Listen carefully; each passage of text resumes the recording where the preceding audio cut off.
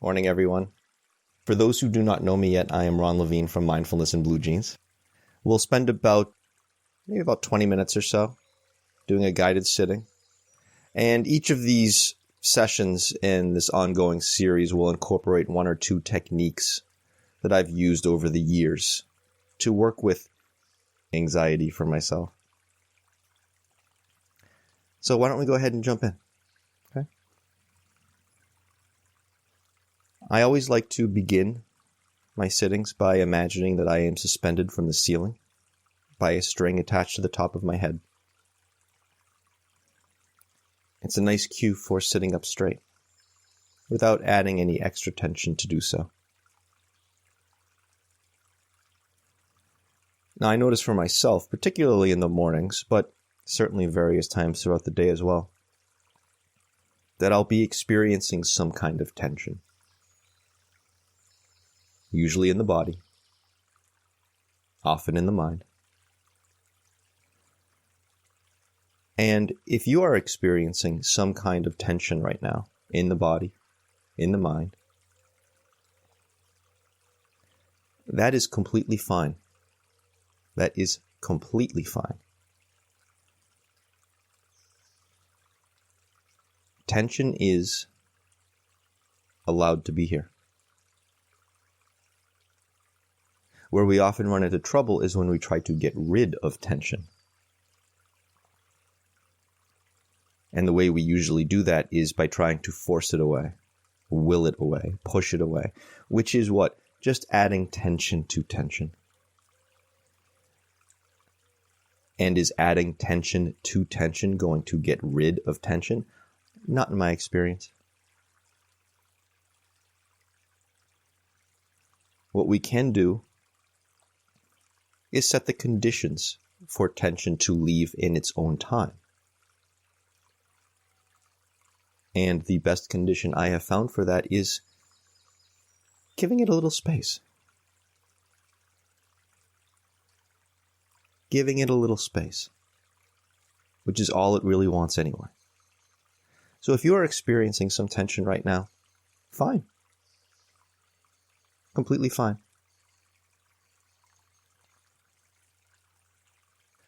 Let us also notice what is beneath us. Chair, cushion, floor. So there's a sense of grounding. Even if we may not feel particularly grounded right now, something is supporting us. And it can handle the job. So we can allow it to do so. So let's take a moment and just notice what is supporting us from beneath. And this gentle suspension from the ceiling at the top.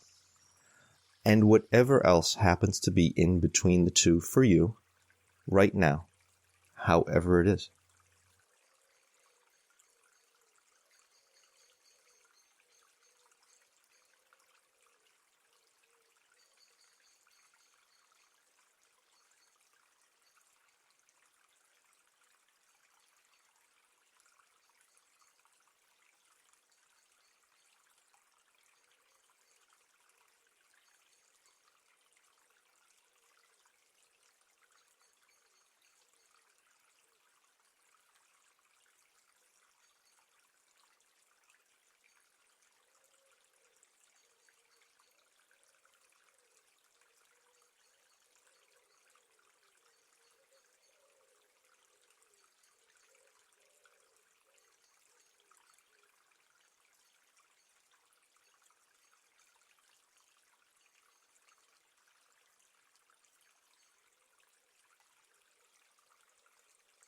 And if you haven't already, you may begin to bring your attention to your breathing.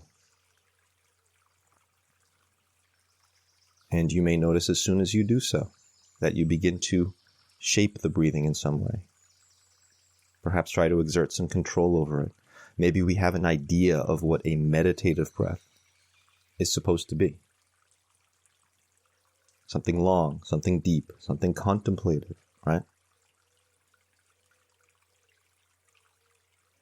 We don't have to do that here. The same way we can allow tension to express itself in the body, in the mind, we can allow the breathing to express itself, to simply be as it is. The body can breathe on its own. It doesn't need us to do anything, right? The us that we think of as being above our body or controlling the body. Do we have the ability to exert that kind of control? Yeah, but why? It's not necessary. The same way something is supporting us from underneath and it can handle the job, the body can handle the job of breathing just fine.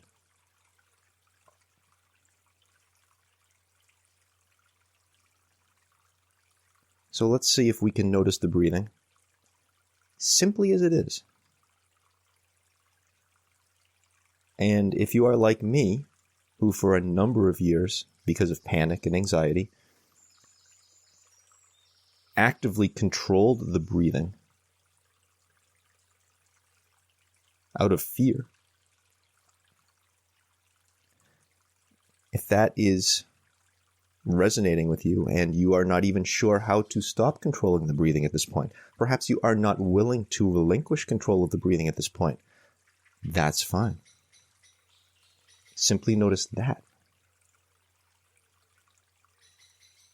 Simply notice that. There's no need to control the controlling. So whatever your experience is right now with the breathing, however it is, even if it doesn't feel right,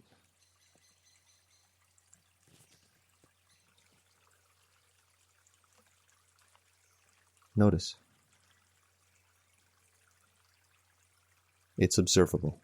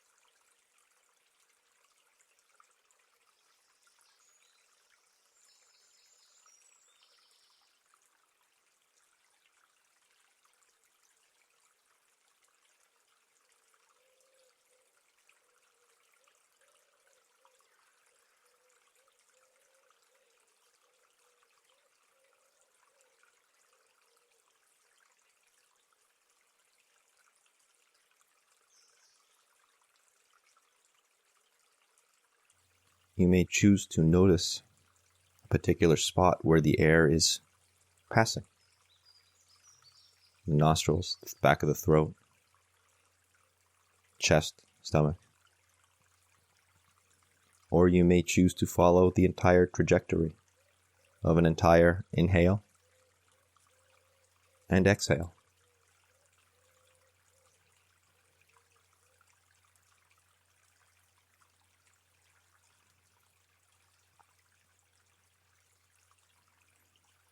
If it helps to remain centered on the breathing, you may try counting the breathing.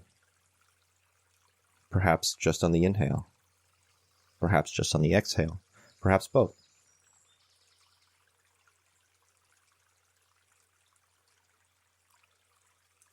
Counting up to 10. And then starting over again.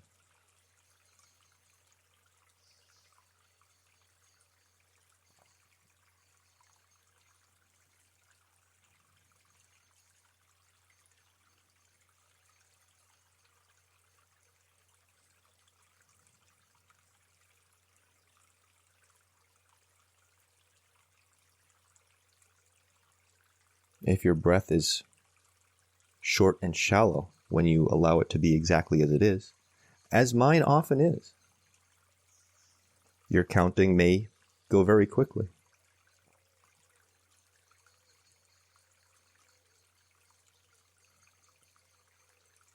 You may feel that that's not how this is supposed to be.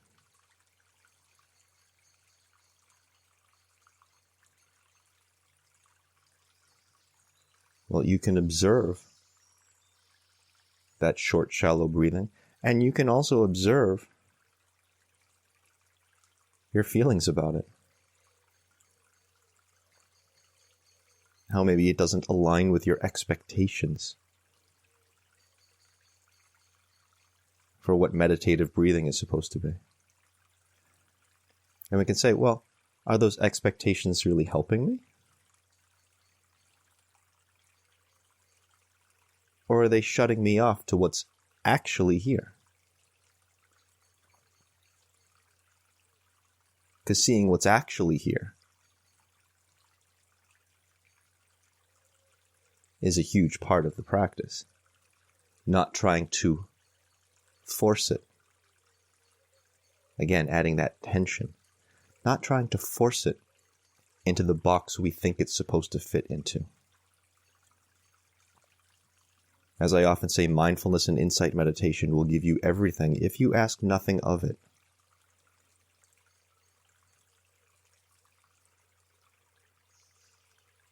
And when we decide where our practice must go, we cut ourselves off from where our practice could go.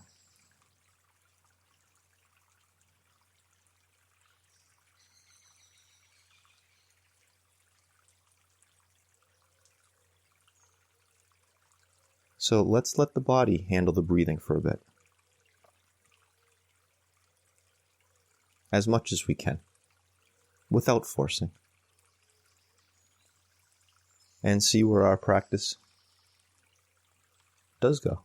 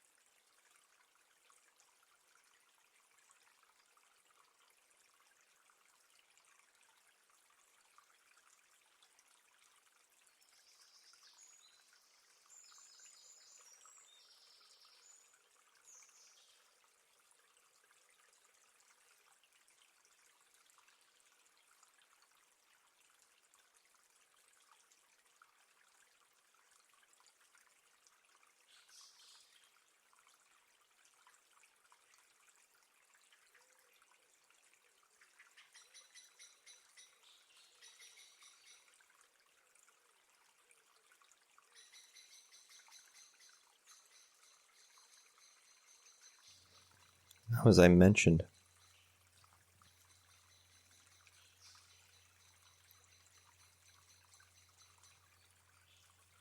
this is a process of making space.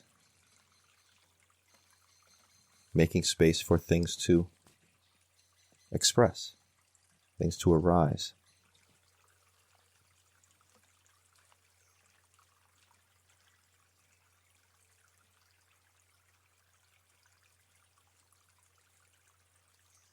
And for most of us, me included,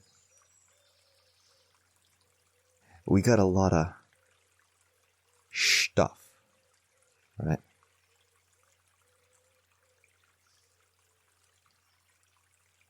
that's been waiting to express, waiting for an opportunity to arise. And now we're giving it that space. And here it comes. Usually in the form of thinking.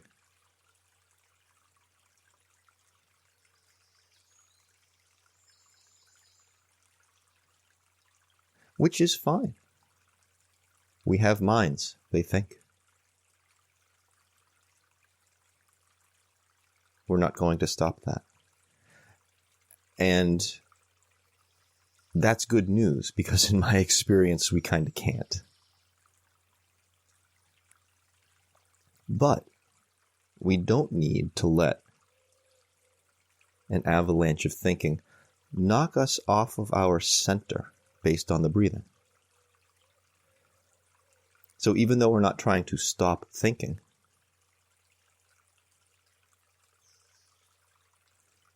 we do want to find ways to manage our thinking.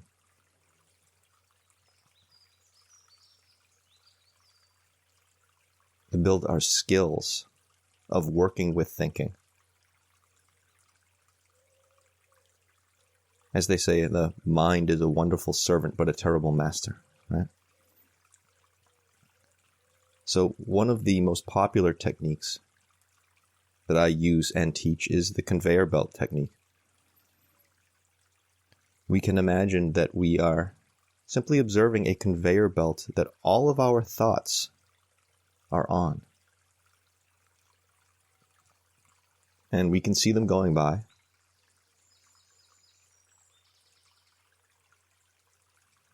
And some of them are very enticing, very beckoning, very inviting, very shiny, right?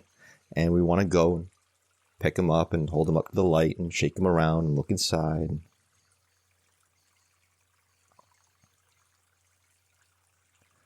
We don't have to do that right now. I personally guarantee you that every single thought on that conveyor belt will come around again. You are not missing your opportunity. So for now, we can let it go by. And we can observe this stream of thoughts as they arise, as they pass, as they arise again, and pass again. But they can't pass if we keep picking them up. So for now, just for this breath, notice the inhale. Notice the exhale. And if something's going by on that conveyor belt, just notice, oh yeah, there's that. And just see what happens if we don't pick it up. And stay with the breathing. Just for now.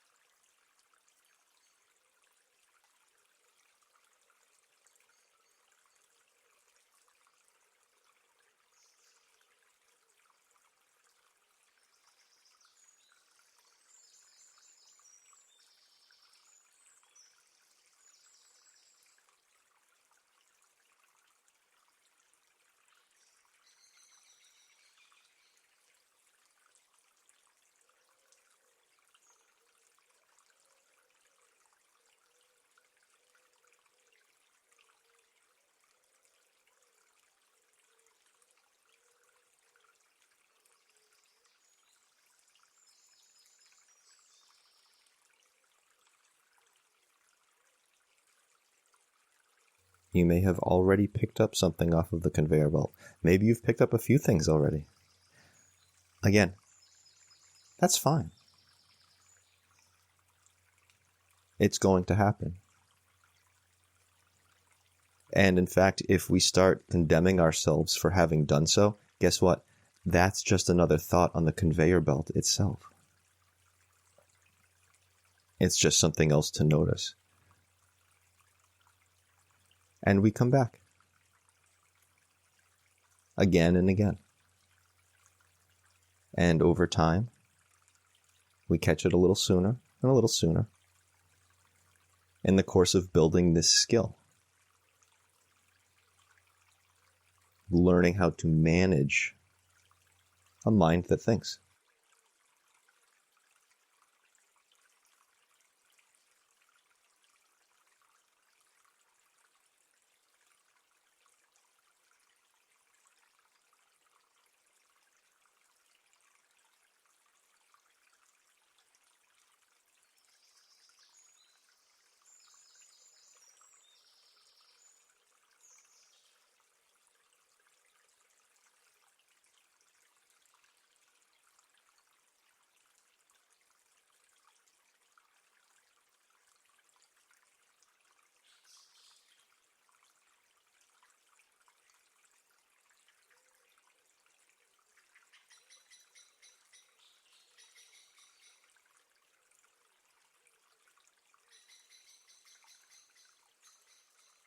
And as you go through the rest of your day,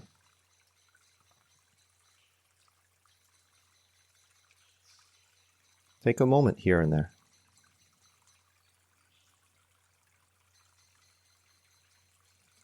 To come to the breathing and notice what is on your conveyor belt.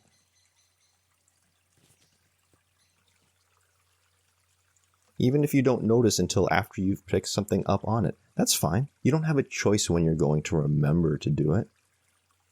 That's not up to you, right?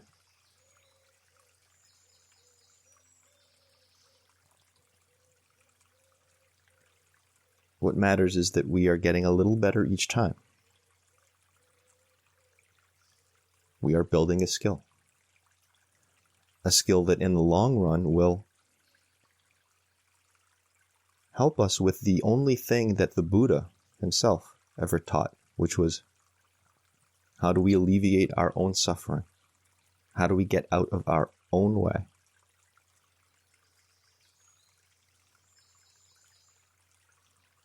And we start that by simply seeing what is here.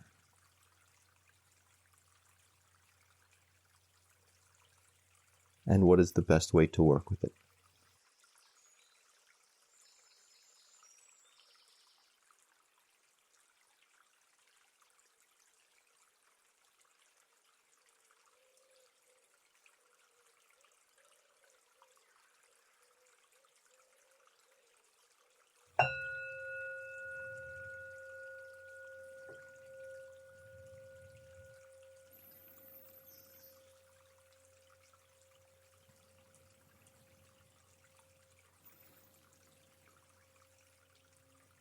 Thank you, everyone. I'll hang on here for a couple of minutes with the chat if people have things that they would like to ask or share. Hey, Farnaz, great to see you again. I feel there's no space for the air to go to. Yeah, that's a common one. That was part of the reason. There were really two reasons that back in the days when I was suffering from panic disorder. And for those that don't know, I was full-blown agoraphobic because of panic. I couldn't leave the house. I was on disability. It was the whole shooting match. And the two reasons that I hyper-vigilantly tried to control my breathing for almost 10 years was partially because I didn't want it to get too fast, because for me, that was that first sign of, oh, I'm going into a panic attack. But the other thing was it felt like I wasn't getting enough air in, which is a suffocating. In fact, I'm even looking down. Yeah, you even say that right here, suffocating. It can have a suffocating feeling, like we're not getting in enough air. And I'll talk for a moment about how I worked with that myself. when I was first introduced to this practice, it was almost 25 years ago now, one of the things that scared me, and I was already terrified at the time with all the panic, but even just trying this practice scared me deeply because I was presented with the idea of not trying to control my breathing, which again terrified me that it would release, end up in a panic attack because I wasn't going to be keeping the breath deliberately slow, but also that I wasn't going to be able to get enough air in.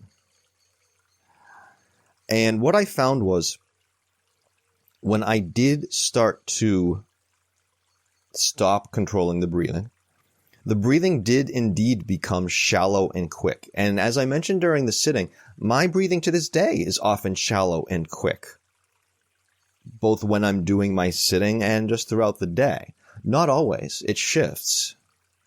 But the default tends to be fairly shallow and sometimes very quick. And when I first started practicing and noticed that, it was terrifying. And something that I actually started to notice that was interesting was I would feel this pulsation right in the solar plexus. It was basically followed the heartbeat. It was like I could feel my heart beat if I touched right in that area, almost like a mild cramp in a sense.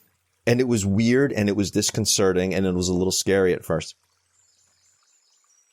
At some point, though, I started to notice, you know what?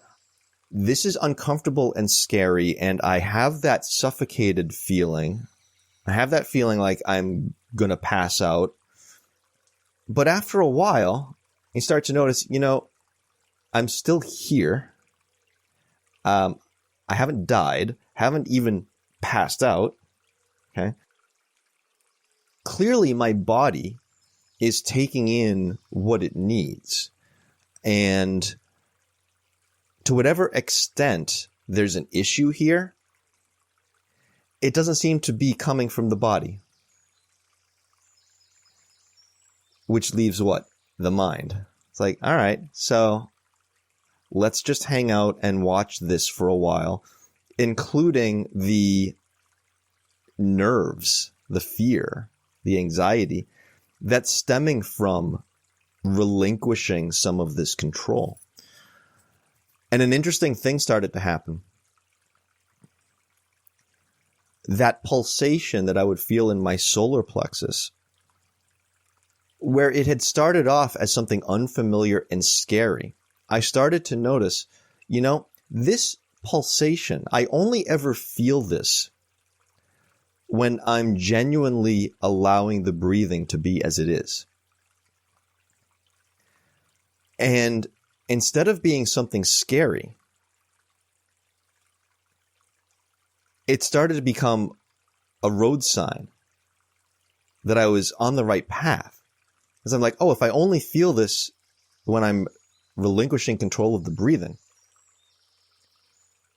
then okay, I must be allowing the breathing to be as it is, because here I'm feeling that sensation again. And after a couple of months, it just went away. But isn't it funny how, again, it's not the body, it's the mind creating the issue, because the sensation was exactly the same.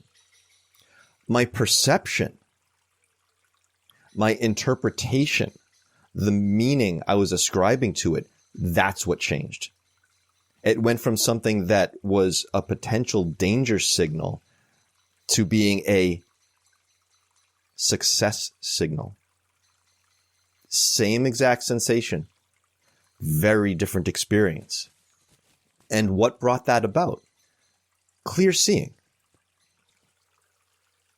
That's what we're doing in this practice. We are engaging in clear seeing, what is actually here and how we are actually dealing with it, right? Because we are not passive recipients of our experience. We have an experience and immediately we start to, okay, is this safe? What can I do? How do I work with it? How do I make it the way I want it? Right? And that's where we start getting into trouble. Oh, what if we don't do that? What if we just say, this is the experience?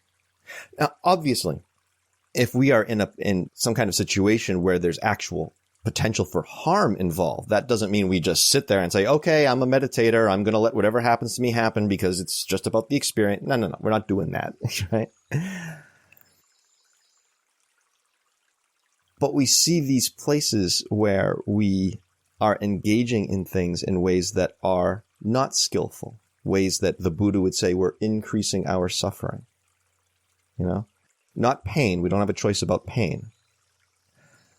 But when something painful, something uncomfortable arises, how are we working with it?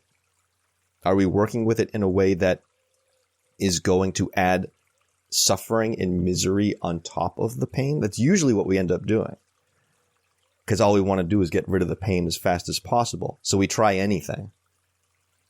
And we'll find something that seems to make it go away for a bit. But usually that's some kind of denial or distraction, which is what I fell into, or drugs or whatever, any number of ways that we can try to mitigate the pain in a way that isn't sustainable long term. Right? I see something from Diane here, and I'm going to come to that in a second because it's something I was actually going to say anyway, but she nailed it. So I just want to take a look and see very quickly. Is the pause the space or is it the whole breath? Great question. They're all spaces. The pause between breaths is a space between the breaths. The breath is what? Air. What's air but space? What are the things that are contained within the air but space? One of the things that I say a lot is that fear is like a cloud. It looks very solid from the outside. But when we actually start to step into it, we find there's nothing actually there. It's like when you see fog from the outside, because fog's just a cloud, right? You see fog from the outside. It's like, oh, geez, I can't even see through that. And then you start to walk into it, and it's like, can you grab the fog? No. It's mist. It's vapor. There's nothing actually there. So even that is space. It's all space. It's the allowing it to be space. Giving things room to express in that space. That's the real key. Letting things take the space that they need. The space is here. It's everywhere. Can we let it take up the space that it needs to express so that that energy will finally have a chance to dissipate? Imagine trying to shake up soda in a can. And then you open the can and the soda goes everywhere. But imagine if you shook up that same amount of soda in a much, much bigger vessel. It's not really going to go everywhere. It has much more room to express, if you will. Rachel's comment to Farnaz, an opportunity to slow and observe your breathing when you wake up with shallow breaths. I do want to point out, in this practice, mindfulness, insight meditation, vipassana, what I teach almost all of the time is not controlling the breathing. That is simply because I found it so valuable when I started my practice for the reasons I mentioned a few minutes ago. And it's simply something that I have stuck with. That is not to say that you can't shape the breathing. One of the teachers that I study a lot, an American monk named Thanissaro Bhikkhu, he advocates for shaping the breathing. I've been practicing yoga for, 14 years. In yoga practice, very deliberate, long, slow, deep breathing. There are two reasons why I really focus on not controlling the breathing when I teach, aside from the fact that it's what I do, which is all I'm really qualified to teach, I think, is that which I have done, right? One is, and this is coming to Diane's comment in a moment, one is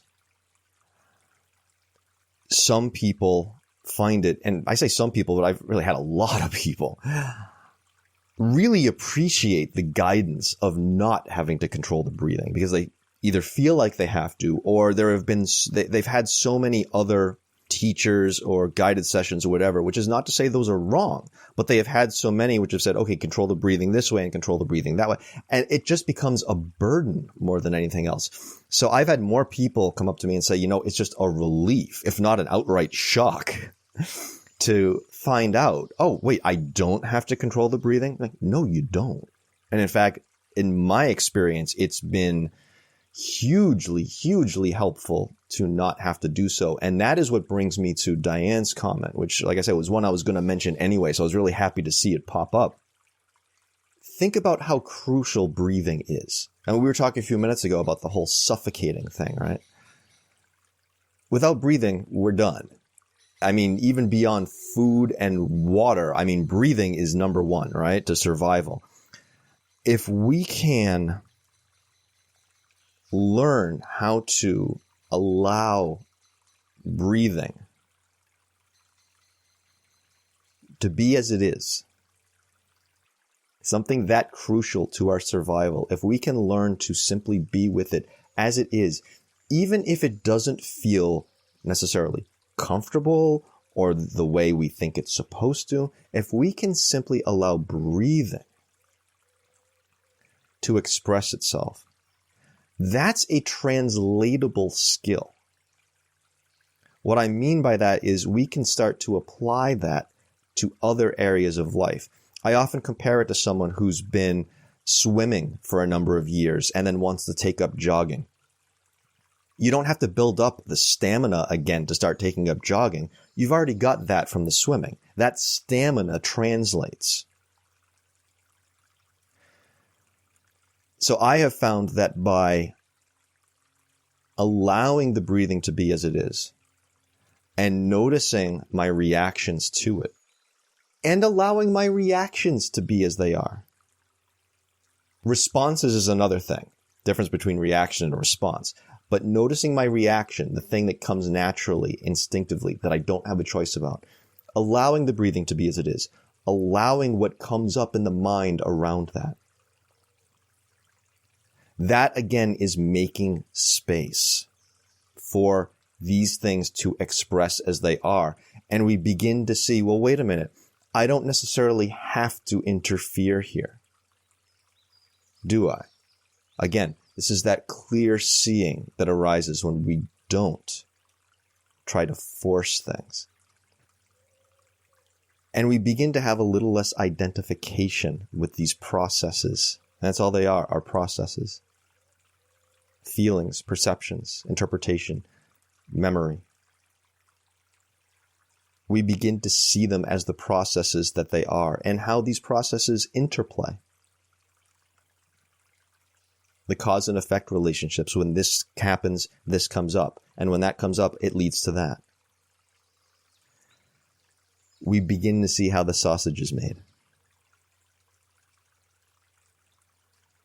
And that allows us to start deconstructing the pieces that we're bringing. Like I say, suffering that comes up when we deal with pain, discomfort in ways that aren't sustainable. And we begin to replace those methods with ones that are. And that's what we're doing here.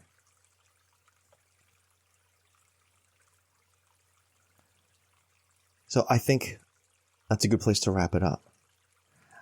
Great comments and questions today. And really nice to have you here. Feel free to reach out to me here if you have any questions. And thank you so much for being with me. Cheers, everyone. Have a great rest of your day.